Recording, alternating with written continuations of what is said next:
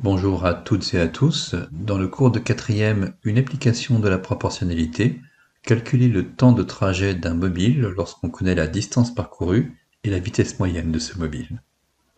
On considère un mobile qui parcourt une distance d à une vitesse moyenne v.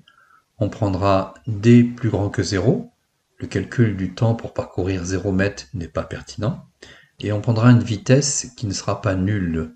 Le calcul du temps lorsque les vitesses sont nulles n'a pas de sens. Donc, le temps de parcours est donné par la formule temps égale distance parcourue divisé par vitesse moyenne, ou plus simplement t égale d sur v. Prenons un exemple. Une voiture parcourt 510 km à une vitesse moyenne de 85 km par heure. Calculer le temps mis par la voiture pour parcourir ces 510 km, c'est à vous.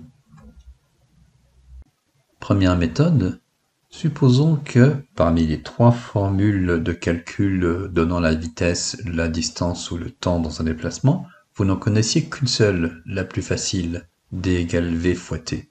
Ce sont des choses qui arrivent.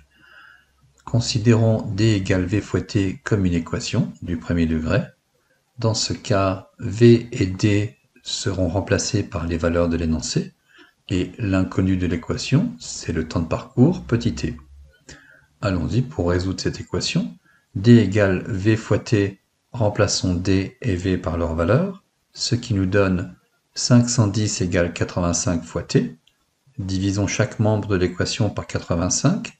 Nous obtenons 510 sur 85 égale 85 fois t sur 85. Ici, nous pouvons simplifier en haut et en bas par 85.